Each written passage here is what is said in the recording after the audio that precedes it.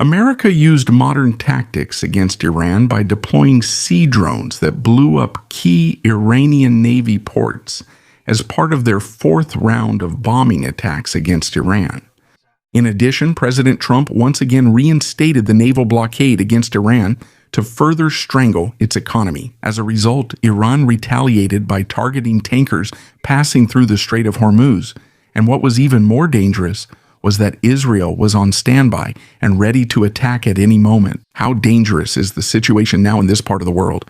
Is there really no hope that this long-standing war will finally end? Instead of calming down, tensions are once again rising. That's what we'll discuss today here on Mr. Good Vibes Shorts.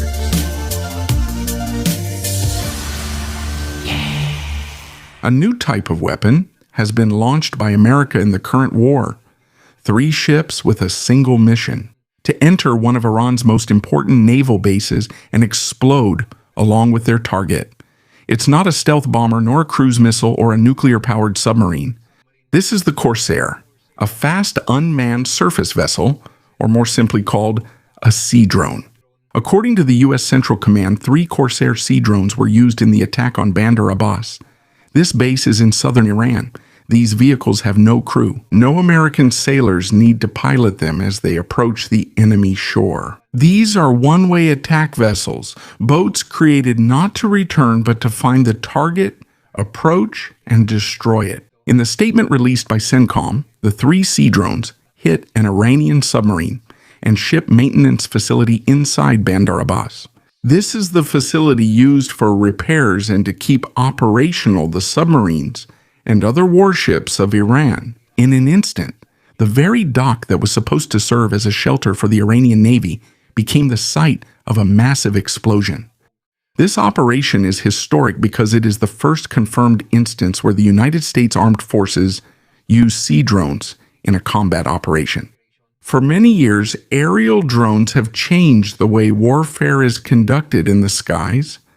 Now, the same revolution has now reached the sea. Sea drones are small compared to a destroyer or an aircraft carrier, but that is exactly what makes them difficult to stop or detect. They have a low profile on the surface of the water, even on radar.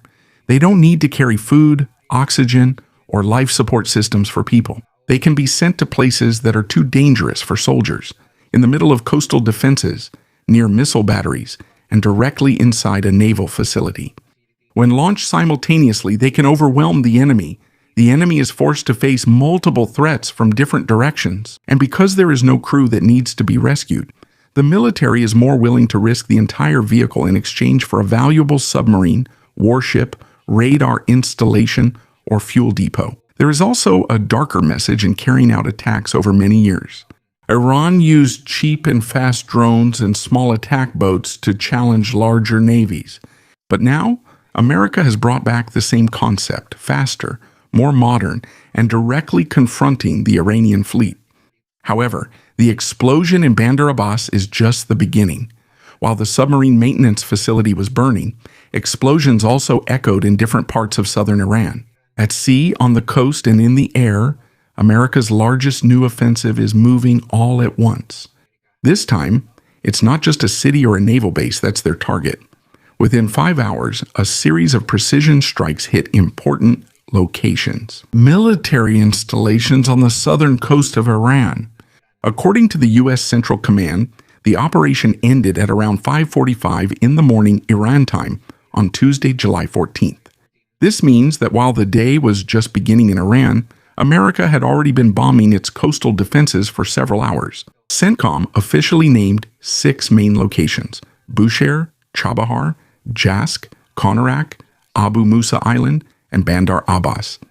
These were not chosen at random. Among these locations, Bandar Abbas is home to important naval facilities near the Strait of Hormuz. Jask and Chabahar are positioned along the Gulf of Oman, where Iran can monitor or intercept ships approaching the Strait of Hormuz.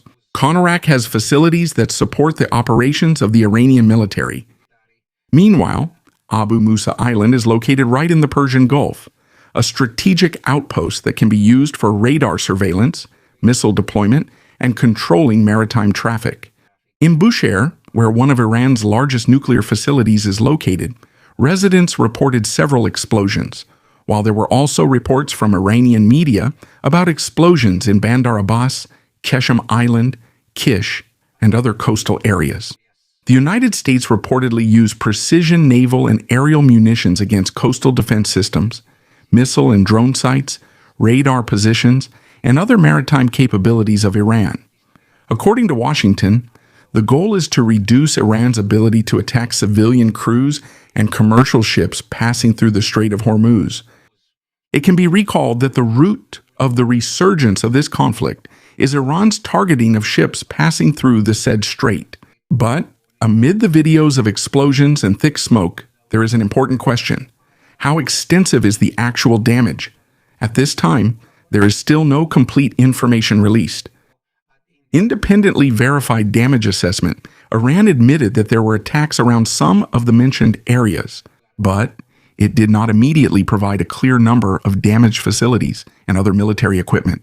There is also no confirmed casualty count from the 6 main locations hit in the latest U.S. operation. Therefore, it cannot be said that no one died, but it is also not possible to mention a number that has not yet been verified. What is clear is that the fighting did not end when the bombing stopped. Almost at the same time as the offensive, air raid sirens sounded in Bahrain. The missile alert siren sounded 3 times in just about 5 hours on Tuesday morning. The Interior Ministry repeatedly ordered the public to go to the nearest safe place, while the air defense dealt with the incoming threats.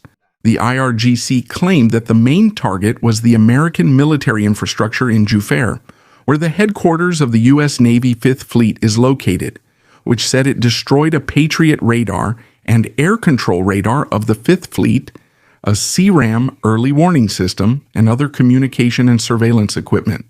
It was also said that the fuel storage facilities caught fire. But it's important to clarify that these are statements from Iran. Bahrain said that its air defenses intercepted and destroyed the Iranian aerial attacks. There is still no independent confirmation that the radars and fuel depot were damaged, and there are also no immediate reports of casualties from the latest attack. Iran also did not spare the American military installations in the country of Jordan. At the same time, the IRGC called on the people of Jordan to have the American bases removed from their country. Iran insisted that it has no anger towards the Jordanians and that its real target is the presence of Washington's military. But for Jordan, the danger is clear. Even if the stated target is the Americans, the missiles are flying within Jordanian airspace and could fall near civilian communities. According to the Jordanian military, 4 Iranian missiles were intercepted on Tuesday. A day before that, Iran claimed that it hit the Prince Hassan Air Base, where the command and control center and hangars allegedly used for MQ-9 drones were damaged. Jordan denied that the base was successfully hit. On Sunday, 3 missiles from Iran landed in different areas in Jordan. These caused minor property damage, but no injuries were reported. This is the 3rd consecutive day of Iranian retaliation against Gulf countries with an American military presence. In Kuwait, Iran targeted the Ali al-Salam Air Base, Patriot air defense equipment, radar positions, and ammunition facilities. CENTCOM said that Iran's reports about widespread damage are false. In Qatar, air defenses fired against Iranian projectiles in an earlier interception over the weekend. 3 people, including a child, were injured due to falling debris. In Oman, Iran said it targeted the long-range air surveillance and maritime radar systems that were allegedly connected to the United States. There are also reports of attacks on facilities in Al-Wusta and Musandam. While Iran said it targeted military assets around Duqim, Oman did not confirm Iran's full damage claim. The UAE also faced missile and drone attacks in addition to attacks on the Mombasa and Al Bahia, which are UAE ships in Omani waters. This is the most dangerous shift in the war. At this point, the war is expanding. It's no longer just a battle inside Iran or over the Strait of Hormuz, especially since Israel is nearby, ready to attack and believes that Iran's leadership should be completely removed and replaced. Otherwise, no peace can be achieved in the Middle East, and Iran's next attack will target the easiest way to disrupt the whole world: super tankers carrying oil. Early Tuesday morning, July 14th, 2026, almost at the same time as the American bombing, 2 oil tankers linked to the United Arab Emirates were sailing in the southern shipping lane of the Strait of Hormuz. They are in the shipping lane, a route used by commercial vessels to avoid the more dangerous areas closer to Iran. But that distance is not enough to protect them. According to the UAE Ministry of Defense, 2 Iranian cruise missiles hit the tankers named Mombasa and Al-Bahia. Within moments, a fire broke out on both ships. Both ships sustained physical damage, although the emergency team was able to control the fire later on. There is still no complete assessment on whether the cargo tanks and engine systems were damaged, but it was not reported that any of the ships sank. The hardest hit was the Mombasa. 1 Indian crew member was killed, 8 others were injured, and among them, 6 Indians and 2 Ukrainians, 4 of whom were reported to be in serious condition. This is the first confirmed death in the latest series of ship attacks since direct fighting flared up again this weekend. The UAE government identified the Mombasa and Al-Bahia as 2 national tankers. However, it did not release in its initial statement the exact corporate owner and operator of each ship. There are public maritime records available online. This is a Liberian-flagged crude tanker, the Mombasa B, registered to a company managed by the South Korean company Sinocor Maritime. However, official confirmation is still needed that this is indeed the Mombasa that was hit.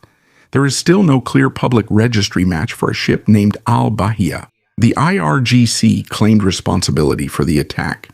They said that the 2 tankers did not heed warnings and tried to pass through a prohibited route. The UAE, however, objected to this, saying that the ships were in Omani waters and that the incident was a clear violation of international law. But before the Mombasa and Al-Bahia, there was another ship that sparked the latest offensive. On Saturday, July 11, the Cyprus-flagged container ship GFS Galaxy was hit near the Musindam Peninsula of Oman. A projectile hit the ship and caused a severe fire and significant damage to the engine room. It could no longer continue its voyage. 23 crew members were rescued and brought to Oman, but 1 Indian seafarer remains missing. The registered owner of the GFS Galaxy is the Cyprus-based Frendale Navigation Company Limited. Its technical and operational management is handled by GFS Ship Management, a company based in Dubai. The attack on the GFS Galaxy was directly cited by CENTCOM as the reason for the new U.S. strikes this weekend.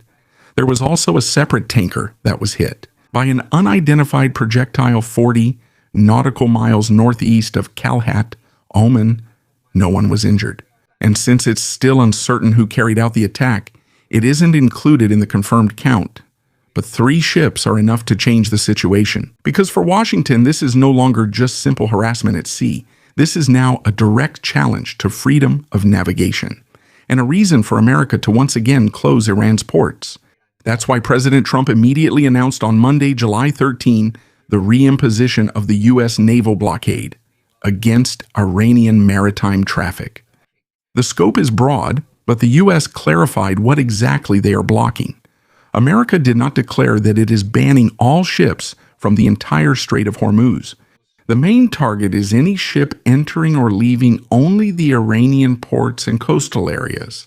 This includes oil tankers that will pick up Iranian crude, cargo vessels that will deliver products to Iran, and ships suspected of helping Iran evade sanctions. Ships sailing to non-Iranian ports can still pass as long as they do not violate the blockade. CENTCOM said it will support the flow of legitimate regional traffic.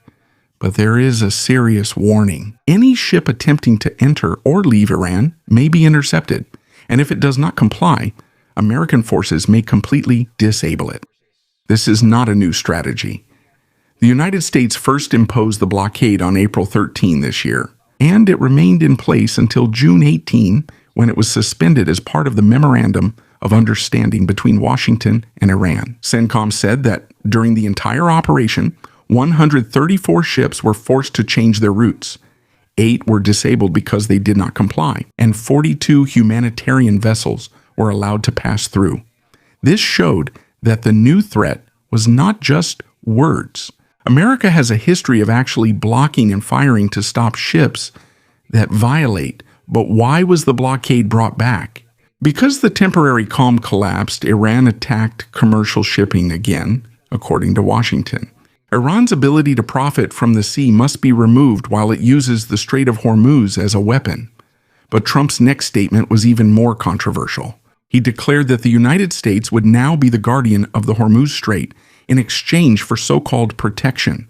He said that cargo vessels passing through the strait would be charged an amount equivalent to the value of the strait itself, or the total value of their cargo. It's still unclear how the payment will be collected, who will be exactly covered, and what legal mechanism will be used. But if it is implemented, 20% is a huge amount. It could make oil, insurance, shipping, and almost all products passing through the Gulf much more expensive. For Iran, the blockade is a direct choke on the economy. According to World Bank data, the value of their exports makes up almost a quarter of the Iranian economy. The most important of these are oil and petrochemicals, which are the main sources of foreign currency and government funding for Iran. If no tanker can approach the Iranian terminals, no oil can be loaded. If no oil can be sold, the money needed to support the economy and continue the war will quickly run out. But a nation being strangled does not always surrender. Sometimes it only becomes more desperate and more dangerous. And in the midst of desperation, it brings the war to the countries where its enemy's forces are located. And in the final phase of the crisis, the whole world began to feel the economic shock. Brent crude rose by 9.6 on Monday, its biggest one-day increase since May 2020. It increased by about 2 more on Tuesday and exceeded $84 per barrel. If more tankers pull out, insurance, shipping, and fuel costs will rise. The prices of electricity, transportation, and food will follow. But there's more at stake than just the price of oil. Just one missile hitting a crowded residential area, killing many American soldiers, or destroying a major Gulf oil facility could change America's decision. Instead of attacking only from the air or sea, ground forces could be sent to completely occupy Iran. The same goes for neighboring countries in the Middle East that could directly join the war. As the map of targets expands, the space for diplomacy shrinks. And if that space is completely lost, it might not just be the Strait of Hormuz that will ignite, but the entire Persian Gulf. And hopefully this won't happen, because the whole world will surely suffer even more if a bigger war breaks out in the Middle East. If you like this video, please share it with others and subscribe as well. Also, watch the videos on the right so you can spend even more of your time